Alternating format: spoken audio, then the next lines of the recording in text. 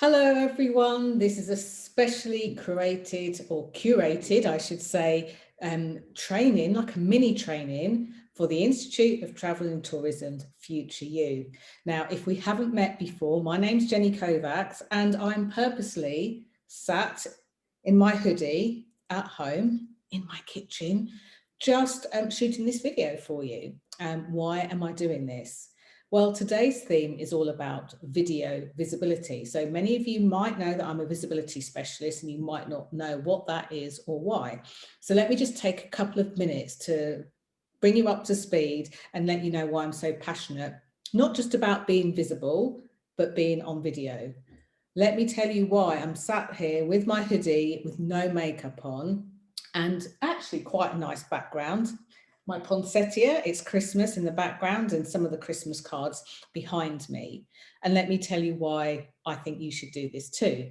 So I have been running my own business since 2010. So at the time of shooting this video, that's a decade. And one of the things that I really quickly realized when I did this was that I have to be my own marketer. I have to be my own spokesperson. I need to be my own accountant. There's so many hats that I wear as a business owner. And you might be forgiven for thinking, well, what's that got to do with me? I'm either in the travel industry, I'm looking to broaden my horizons within the travel industry, I'm studying because I want a career in travel and tourism, or even hospitality. Or you might be thinking to yourself, well, actually, I want to become more senior. Or the exact opposite, I don't want to become more senior. I just am quite happy doing what I'm doing and I want to do a really great job, raise my professional profile and put myself out there.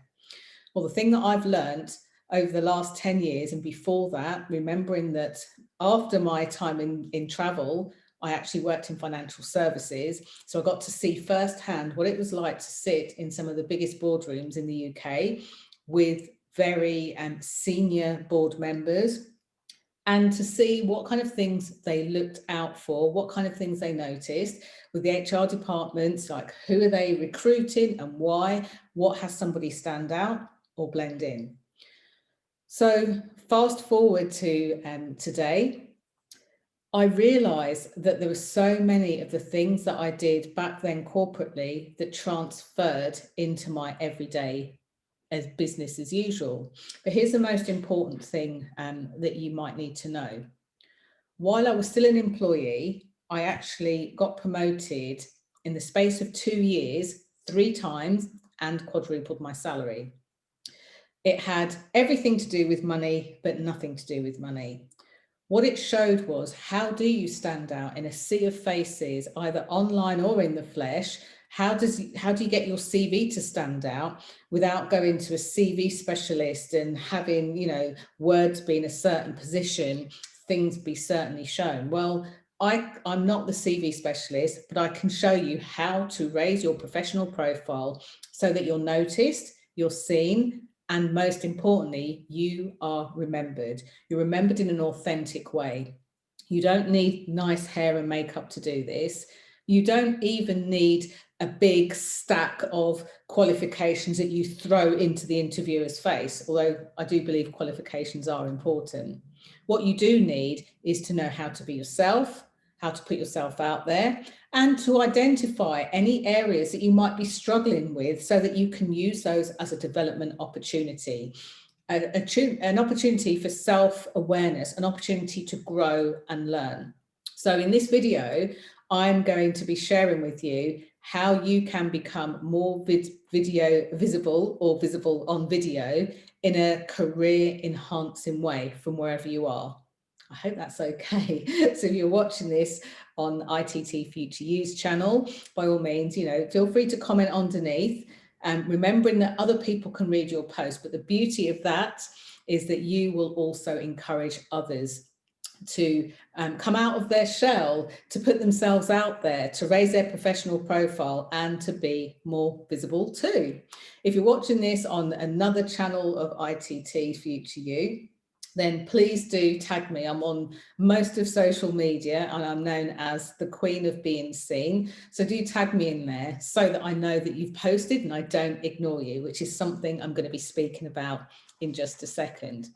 So I'm just going to set the timer on my phone so I can make sure that I value your time, and you'll see me looking down. My phone is here. I have some notes here, and I'm also going to be sharing some slides with you. I mean, I can't do a video on being visible on video and hide my face for the entire thing. So here goes. I am going to share my screen with you, and we are going to get started. And I'm so excited about this and the opportunities that this presents. So there you go, so that you know that I'm not scratching my head and ignoring you as I do this. This is about video visibility for confidence on camera. So if you are looking to become an overnight celebrity, get on reality TV, be the biggest, loudest, boldest person in the room at every time, then this might not be for you. But if you're looking to put yourself out there, to raise your professional profile, to get in front of more people and more opportunities.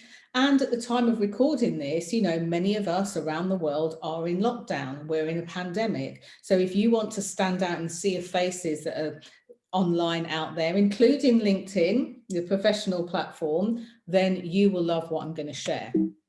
Okay, so here are a few things that you may need to know. The first place to start when you're looking to put yourself out there, I know this because I've been there. It's all well and good having been promoted, having pay rises, being kind of wheeled in front of the boardrooms and, being able to make a difference to people's lives. But one of the things that most people will get stuck on is what I refer to as a crisis of confidence. And if you heard the masterclass that I ran for the ITT in December 2020, 2020, get my teeth around that, then you would have heard a little part of my story that I shared there. But this is not about me, this is about you.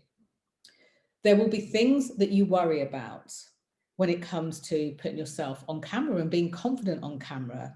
There'll be things that you struggle with. Sometimes, and most of the time, you'll be aware of what you struggle with, and other times it'll be totally kind of, in your blind spot. You just know that you find it difficult. You might know that you find it uncomfortable. You might even find it cringeworthy. Or, as some of you said in the previous mini masterclass, that you might be or might have been given feedback that says, no, you're too bolshy, you're too out there, or something else. All of this, Tony Robbins once said, success leaves clues. Well, I believe that any feedback like that also leaves clues, and it allows us to do something different or do something about it. So with a sip of my tea, let's just explore this before we go any further.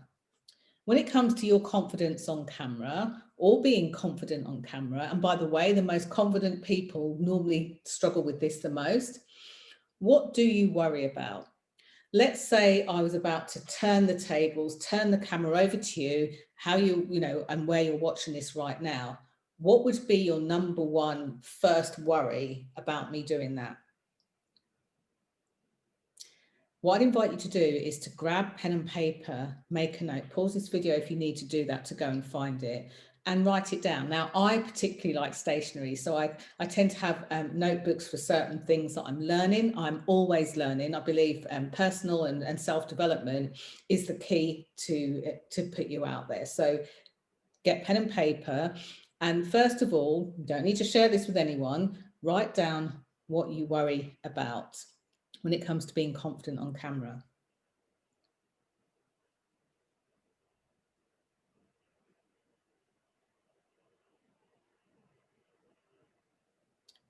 And then the second question, when it comes to putting yourself out there, specifically on video, it will touch being visible too, but specifically on video, what do you struggle with?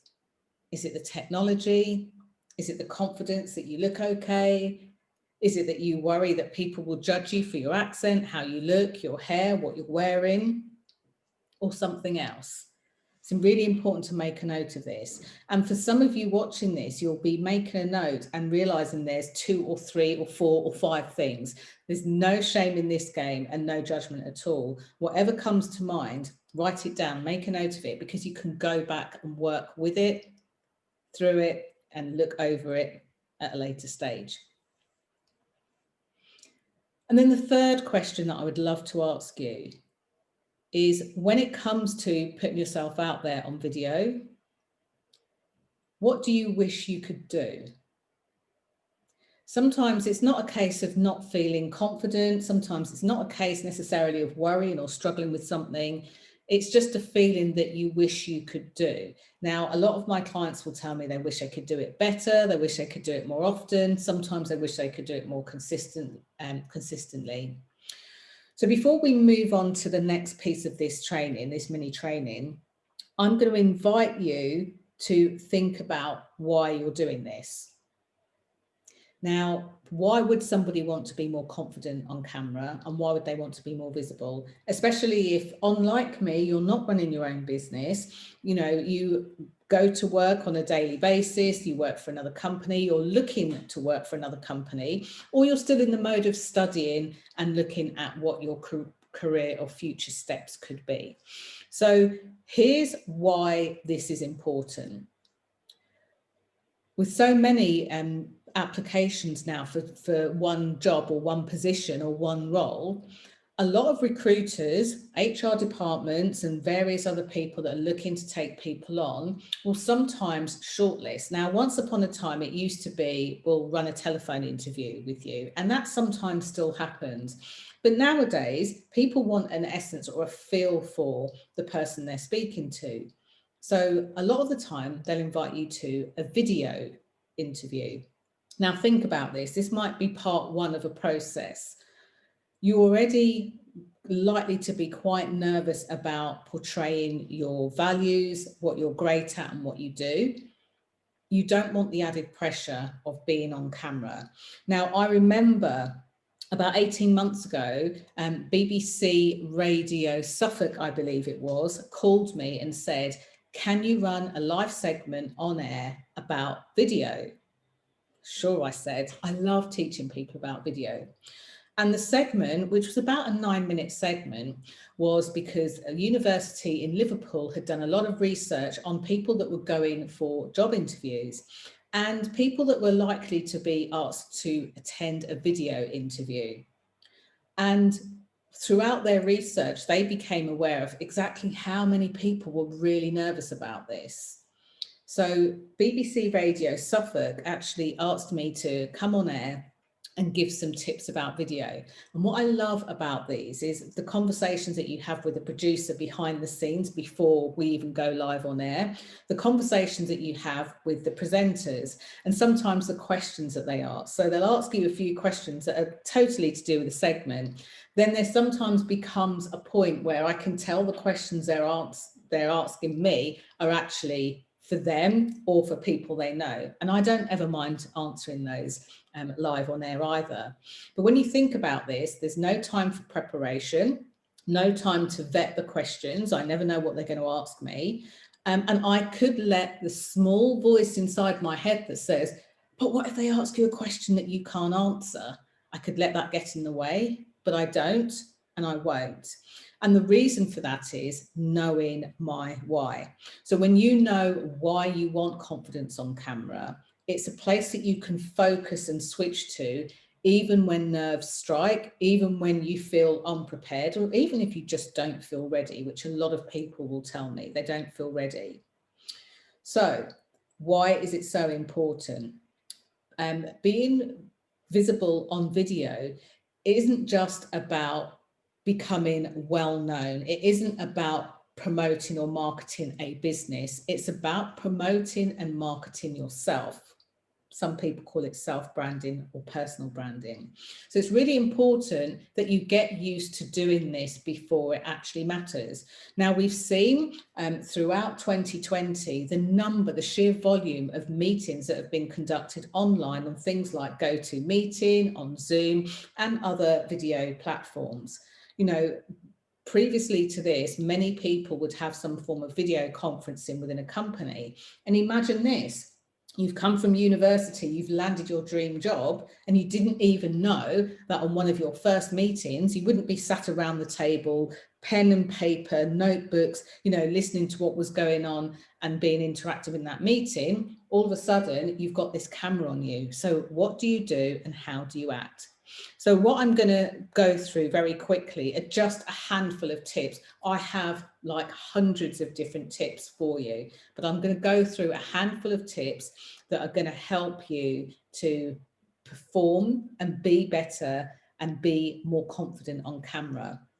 And this is all without pretending that you're somebody else, using any form of acting skills. I don't have a background from like the BBC. I don't have an actor background, so I'm not going to tell you to warm up your voice and sit in a certain way, just because when I tried those sorts of tactics in the past, it made me feel uncomfortable. And for my clients, it made them unable to even utter a sentence before they started. So think about what's possible for you and think about it on 3 layers. What's possible for you right now when it comes to being confident on camera? And this is a great way to kind of goal set without the pressure. What is possible for you right now? For example, I might be saying, if I get even more confident on camera, I'll feel even more confident and comfortable hosting webinars, like even more webinars, more Facebook Lives, more Instagram stories, or anything else like that. Even streaming out to LinkedIn. Think about what's possible in this month. And this is a bit of a moving feast because depending on when you're watching this, you'll always be in this month. This is a great way to recalibrate and reconnect you to focus on what it is that you want. And then think about the future. Is it that in the future you're going to want to speak more publicly? You're going to want to be promoted? You're going to want to go for a different role, a new role? Maybe you're in the place now where you're looking desperately and wanting to stand out a little bit more than the other people that you're pitted up against. Either way, when you have that vision and you know what's possible for you, you will look to the future and you'll go with so much more clarity.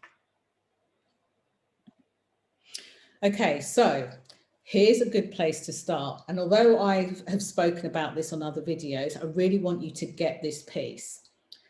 When it comes to your professional, like career development, when it comes to raising your professional profile, what do you feel like you need most? I'm just going to move my picture so it's not in the way there. And I call this quite simply ABC. Why do I call it this? I call it this because it's so much easier for you to remember. This is a system that I've created based on the back of my successes in corporate UK. And over the years, I've taken thousands of people through various parts of these trainings and through this system. And it is really a system. It's a step-by-step process, and it helps you to be able to put yourself out there, raise your professional profile, and do it really quickly, especially if you're already studying alongside this. So, ABC. What I want you to do with this is note which of these steps is most important for you or to you. So which element is most important for you? Is it A? This is about the people around you, also known as your audience. Whether you are already working within an organization, a company, a firm, and you're looking to just do the best that you can do within that, there will be people around you that are noticing what you're doing. I wouldn't like to say watching you, but they will always notice what you're doing. And some people will be inspired by that, and other people will be looking to see how they can, also raise their professional profile. So is it that you want to capture the attention of your audience, the people around you? Maybe you're looking at going into a new role or a new company. So is it that your audience are recruiters or HR departments on LinkedIn? You want to stand out in a great way. You don't want it to feel forceful or forced. You want it to feel natural, and you don't want to be kind of cringily sending messages and hoping that the person gets your attention. I'm over here, I'm over here. So that's what A is, audience. Or it could be B, maybe you want to progress within a current business that you're already in. Maybe you're looking for career progression. Maybe you're looking for promotion. Maybe you're even looking for a pay rise. And maybe you have yet to learn how they do things around here, as I kind of technically call it. So in order to fit into the environment, B is around business growth. And for those of you who are consultants, are self-employed, this will quite literally mean, how are you looking to grow your business? And there's lots of different visibility hacks that I'll be sharing with you in this special series, so that you can learn how you can do that, or you can have help with how you can do that, either or. And C, that's all about not your customers, but your credibility. We always need to continue to prove our credibility. And I did this in this video a number of times already. I did this because some of you, or for some of you, this will be the first video that you've seen. So you won't have heard of me, you won't have a clue who I am.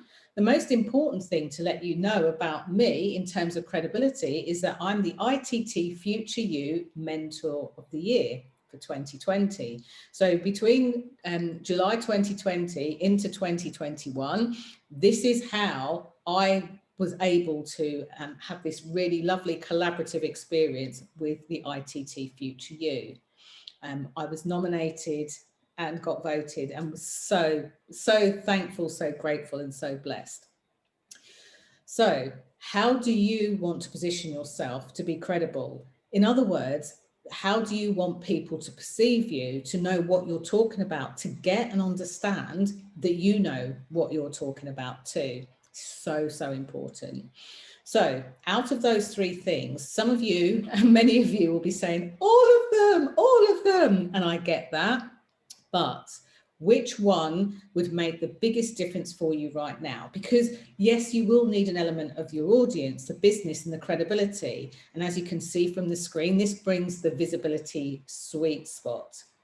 But there'll be one of those that if you were to focus on first, would help to make a difference to the others. You can always move around and work on them bit by bit.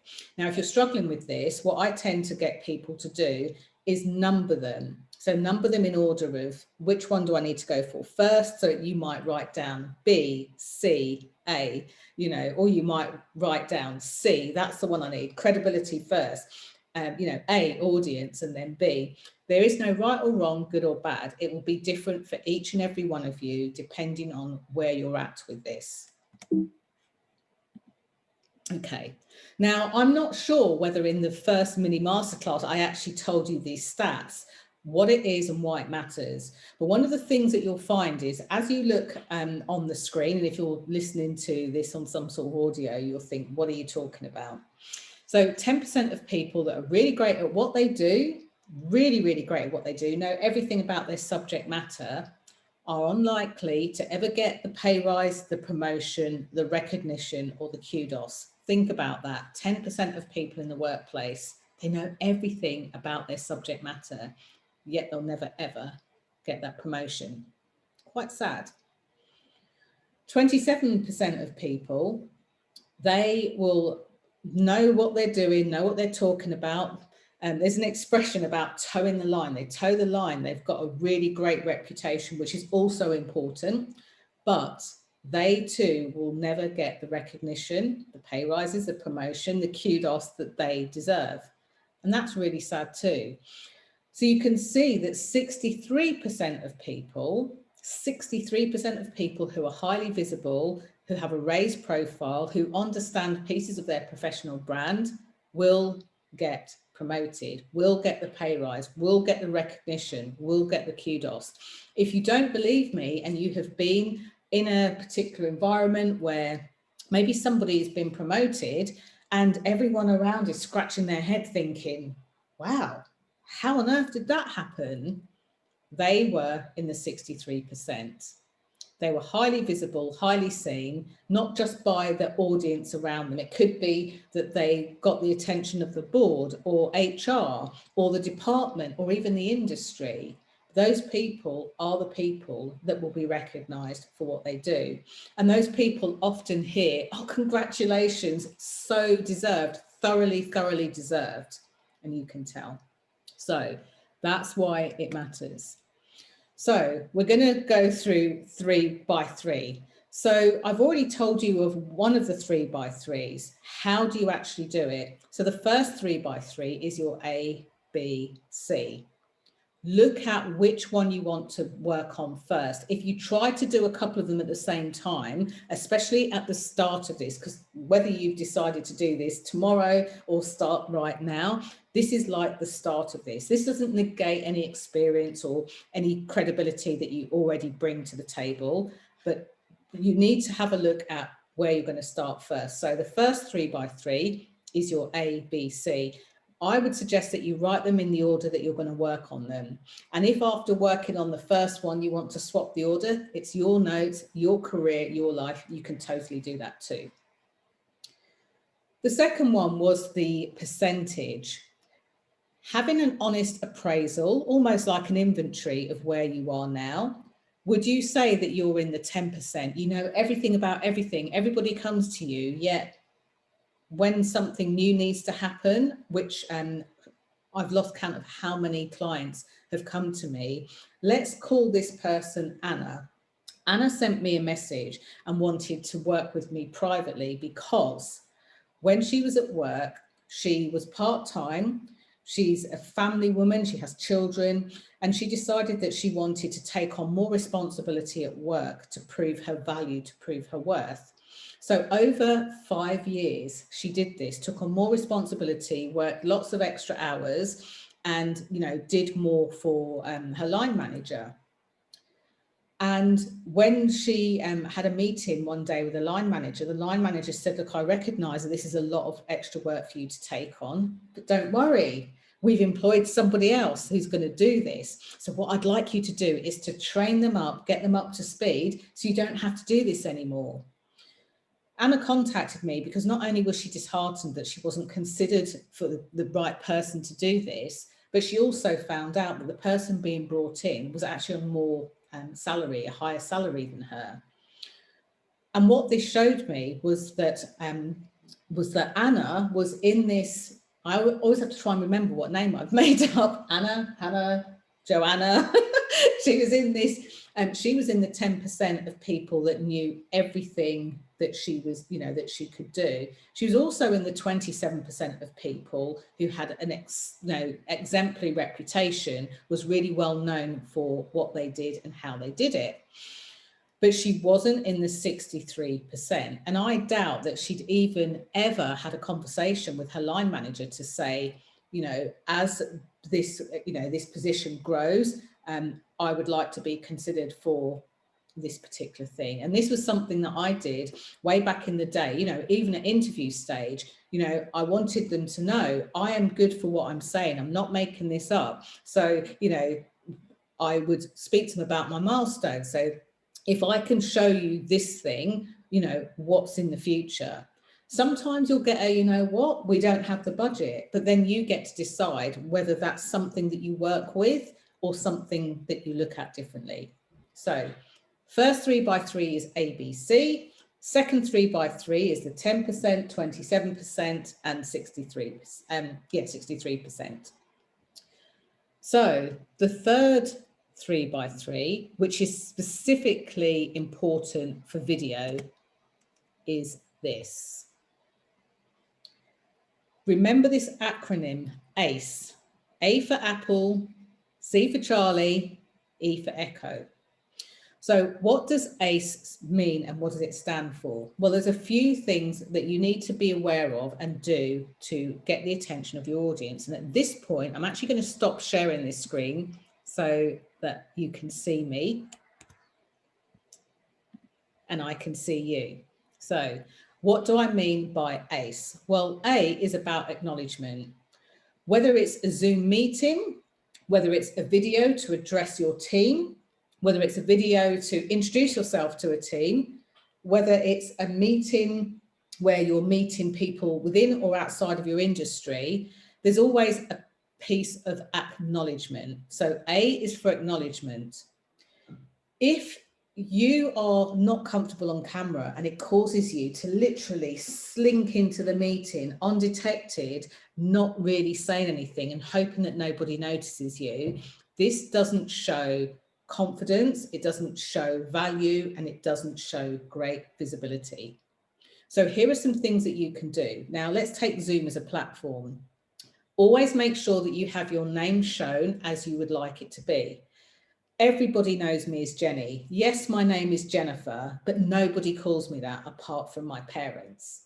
So if I want to be addressed as Jennifer throughout the Zoom meeting, then let me put my name in as Jennifer. You know, let people know how you want to be addressed. Jenny, or even Jen's fine, but professionally I'm known as Jenny. So make sure that in your Zoom name, you have your name in there. Now, some of you, especially if you work for a big company, or you work for yourselves, will think it'll be really cute and cool to put in your website address. This makes it really difficult for people to know how to address you. Even though my website, jennykovacs.com, is my name, if I had my other website, The Queen of Being Seen, in there, it would be strange. People would be like, is she really a queen? Do I need to call her queen? You know, what's her name? So, you know, stand into the meeting. This is like a first impression. Have your name clearly displayed in your Zoom chat. This is a great way to acknowledge people. Second thing to do in Zoom, make sure that you have a current photo. Make sure you have a current photo. Now, I kind of fall a little bit foul of this because since lockdown, I've had my hair au naturel. I don't ever want people to be completely shocked when they see my promotional photos and then see me. But the thing that will always be consistent and always be the same is my personality. I don't put on or fake a personality depending on who I'm speaking to. I bring enough of myself into a meeting so that people can really get to know me, know who I am, and like and trust me. But we'll talk about that in the other steps. So when you are in the acknowledgement stage of acing your audience on video, you want to make sure that your name is displayed clearly so people know what to call you and they don't have to try and remember or make a note of it, especially if you're in a meeting of like a few hundred people. You want to make sure that you have a relevant photo, and do this before you click start on the meeting. Go into your settings and make sure that you've got that on there. And the other thing is just check your background. Now, I know I'm saying this and I'm quite cash today, but if, for example, I was going to be on like the BBC on TV, or I was going to be having a meeting, I would not rock up with a hoodie. I know that it's comfortable. I know that we're at home, and I know that some of you have got used to wearing your pajama bottoms and you know, a smart top. But dress for the situation that you're in. Dress literally to impress. That's a way that honors your audience, whether it's audience of one or audience of a few. You might rock up for that meeting thinking or expecting that you're going to be speaking to one other person, and find that there are 3, 4, 10 other people there. So don't have that sinking feeling where you get on camera and then you think, oh gosh, I didn't sort this out right. Now, there's nothing wrong with sitting in front of a wardrobe or a cupboard or something like that. One of the things I've seen people do is I actually saw somebody sitting in front of a wardrobe that had loads of their kids' stickers all over them, which is fine. You know, they're a mother and that's fine. But the door was hanging off. There were like bits of clothing in the background just strewn everywhere. You know, if you have to, move it out of the way. Zoom now have a feature called Zoom backgrounds, and on a Zoom background you can make your background whatever you want to make it. The only time I actually don't recommend you use that is if you run your own business or company. When you move, it does some funny stuff around you, like a green room screen, and what it does is it actually embeds a little bit of distrust. The best thing you can do is go and find 3 places around your home, if that's where you're Zooming from, that you'll happily sit in front, well lit, and you can go ahead and broadcast, you know, without worrying about what's in the background. Okay, so that's the acknowledgement part. Now, the C part is about connection. Connection isn't just about keeping your camera on, and I always suggest if the option is to keep your camera on, keep it on. I know that some of you like to multitask, but you can tell, a bit like when somebody's on the phone and you can tell that they're not really listening to you, their mind's somewhere else. So stay present, be present, get rid of all distractions, you know, keep your phone on silent, you know, shut down any windows that you're not using, close down your email window, any web browsers, and be really, really present. Now, there's a few practical things that you can do when you're on camera. One of the things you can do, whether it's from your phone or from your computer, is make sure, as I have done here, that you could draw a straight line from your eye to your camera. This means, as I'm demonstrating now, a bit kind of over the top so you can see it, you can keep eye contact with people. I've seen people, I'm going to show you what they do. I've seen people that look like this. Can you see? You're kind of like getting a shot up my nose, and it just looks weird, but more importantly, it feels weird and it builds a distrust. The other thing that I've seen people do, and I get why they do this, if you've got a phone or an iPad, you might be balancing it. And what happens is you kind of have this going on. What that actually does psychologically is now when you've got your iPad or your tablet or your smartphone at an angle and it's looking down on you, you're left to look up, which gives more of a kind of psychological feel of validate me, please listen to me, please validate me. And you don't want that. You want to stand and own your space. You want to stand and own your value. So the best way is have a line that goes straight from your eyes to the computer, not downwards, not upwards. This will create incredible rapport and incredible connection. Specifically important in interview situations, whether you're the interviewer or the interviewee. Very important in meetings, whether it's Zoom, Microsoft, or other platforms, and extremely important if you're creating a video to speak to your team, speak to your co-workers, speak to your colleagues. And for those of you that go out and speak on behalf of your company, give presentations on behalf of your company, this is extra important, especially when you then go out into the industry and you'll need to speak. You know, I've walked off stage before and had a camera shoved in my face.